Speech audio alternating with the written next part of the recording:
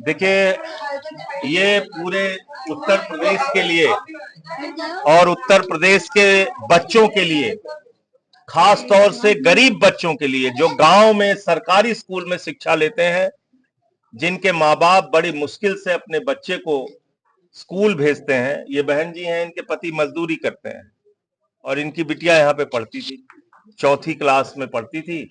अब स्कूल बंद हो गया, स्कूल नहीं जा सकती।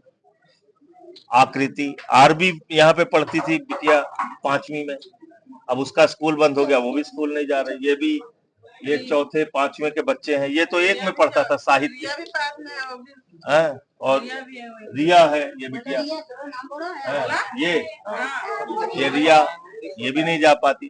तो ये स्कूल बंद होने की वजह से, इन बच्चों का भविष्य बर्बाद हो रहा है। और इनके भविष्य को बर्बाद करने के लिए कोई अगर जिम्मेदार है तो उत्तर प्रदेश की सरकार जिम्मेदार है। मैं ये कहना चाहता हूं कि हम इन बच्चों के भविष्य को बर्बाद नहीं होने देंगे। और ऐसे हर जगह पे 5000 सरकारी स्कूल पहले चरण में आप बंद करने जा रहे हैं। 27,000 सरकारी स्कूल बंद करने का आपका लक्ष्य है। 26,000 सरकारी स्कूल आप पहले बंद कर चुके हैं। आप उत्तर प्रदेश के अंदर 27,360 नई मधुशाला खोल रहे हैं और 27,000 पाठशाला बंद कर रहे हैं। इसके खिलाफ हम लोग लड़ाई लड़ेंगे। और अभी मैं अखबारों में पढ़ रहा था कि पकौड़ा और पंचर बनाने की ट्रेनिंग स्कूलों में देने की योजना बनाई जा रही। तो हमारे बच्चों को आप पकौड़ा तलने लायक, पंचर बनाने लायक समझते हैं, वो इंजीनियर, डॉक्टर, IAS PCS नहीं बन सकते गरीब के बच्चे, ऐसा आप लोग मानते हैं। बाबा साहब डॉक्टर भीमराव अंबेडकर जी ने क्या कहा था? हमारे संविधान के निर्माता बाबा साहब ने कहा था, शिक्षा शेरनी का वो दूध है जो जितना पिएगा उतना दहाड़ेगा।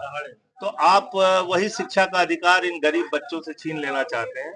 तो इसलिए ये अभियान आज से हमारा मधुशाला नहीं पाठशाला चाहिए, स्कूल बचाओ अभियान शुरू हो रहा है जौनपुर के इस गांव से। और आगे हम लोग जो है यहाँ से फिर जाएंगे आगे, जहाँ पे जिस स्कूल में इनको मर्ज किया गया है, हालांकि ये स्कूल तो बंद कर दिया गया है, तो ये स्कूल बंद है। आगे जहाँ विलय किया गया है वो करीब 2-2.5 किलोमीटर है, तो उतनी दूर से हम पदयात्रा। हाईकोर्ट ने खारिज कर दिया, वो बहुत दुर्भाग्यपूर्ण है, अफसोसजनक है। मुझे इस बात से बहुत पीड़ा हुई कि बच्चे बड़ी उम्मीद से जज साहब के पास गए थे, लेकिन उन्होंने बच्चों की गुहार नहीं सुनी।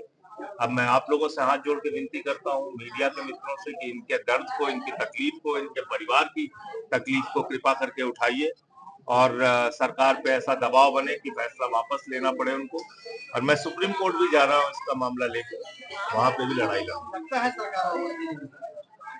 अब अगर उनको जनता का डर होगा, अगर उनको लगता होगा कि गरीबों की कोई ताकत है, तो जरूर वापस लेंगे। और अगर लगता है कि नहीं, गरीब के बच्चे तो अनपढ़ होने के लिए पैदा हुए हैं, गरीब के बच्चे तो शिक्षा से वंचित रखे जाएंगे, अगर ये सोच सरकार के मन में आ गई होगी, अहंकार आ गया होगा, तो वापस नहीं लेंगे। हम तो, हमारा जो कर्तव्य है हम उसको पूरा कर रहे हैं। हम शांत नहीं बैठ सकते ऐसे मामले में, हम चुप नहीं बैठ सकते। और गांव-गांव में ऐसी आवाज उठनी चाहिए। मुझे खुशी है कि यहाँ के कुछ नौजवान इस गांव के आए हुए हैं, तो अच्छी बात है। प्रधान जी भी यहाँ पे थे और भी ये बहुत सारे लोग हैं, तो अच्छा है, इसको हम अभियान को आगे बढ़ाएं। दिल्ली में आम आदमी पार्टी एजुकेशन कमीशन को लेकर के प्रमुख, उनका ये मतलब हमारा हमेशा से एजेंडा शिक्षा और स्वास्थ्य, बिजली और पानी, ये हर इंसान की मौलिक मूलभूत जरूरत है। और इसके साथ कहीं भी खिलवाड़ होगा तो सबसे पहले आगे बढ़ के आम आदमी पार्टी उसकी लड़ाई लड़ेगी। हम तो मानते हैं बगैर शिक्षा के देश का विकास नहीं हो सकता, बगैर अच्छे स्वास्थ्य की व्यवस्था से देश का विकास नहीं होता, बिजली पानी के जब तक सही इंतजाम नहीं होगा तब तक देश का, तो देश के विकास के लिए मूलभूत आवश्यकता है। आप बच्चों को अनपढ़ कर देंगे तो कैसे काम चलेगा? इससे अलग सवाल, महाराष्ट्र में उस पर अलग बाद में बात करें, उस पर अभी बात है कि देश में इसमें बड़ी, तो हम देखिए, भाषा, हर भाषा का सम्मान है, लेकिन हिंदी का अपमान बर्दाश्त नहीं है। हिंदी भी इस देश की भाषा है, मराठी भी इस देश की भाषा है, तमिल भी इस देश की भाषा है। कोई मराठी भाई यहाँ पे आएगा और अगर कोई हिंदी भाषी उसके साथ अभद्रता करेगा तो हम उसके खिलाफ भी बोलेंगे। लेकिन अगर हिंदी भाषी के साथ मनसे के लोग वहां गुंडागर्दी कर रहे हैं तो हम इसके खिलाफ हैं। ये कांवड़ यात्रा में शुरू हुई। कांवड़ यात्रा में जिस प्रकार की घटनाएं हो रही है वो बहुत दुर्भाग्यपूर्ण है और सरकार को इस बात के लिए देखना चाहिए। कल मैंने सुना कि एक ढाबे को तोड़फोड़ करके उसको बर्बाद कर दिया गया। बड़ी मुश्किल से कोई अपनी दुकान को खड़ा करता है, तो ये काम नहीं होना चाहिए। ठीक है। महाराष्ट्र में वोटर लिस्ट को लेकर के बड़ा बवाल। अब बिहार में इलेक्शन है तो वहाँ पर वोटर लिस्ट में जन्म प्रमाण पत्र मांगा जा रहा है। कभी आपने आज तक मतदाता बनने के लिए जन्म प्रमाण पत्र दिया है? अपने माँ बाप का जन्म प्रमाण पत्र दिया है? आपने दोनों मांगा जा रहा है कि आप अपना जन्म प्रमाण पत्र दीजिए, अपने माँ बाप का जन्म प्रमाण पत्र दीजिए, 1 महीने के अंदर दीजिए। तो कहाँ से लाएगा आदमी? ये बिल्कुल गलत है।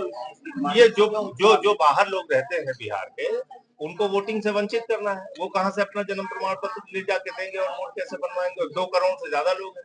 ये तो चुनाव के पहले ही आपने चुनाव को मैनिपुलेट कर दिया। मुझे लगता है परिवर्तन होना चाहिए, परिवर्तन होना चाहिए। ठीक है।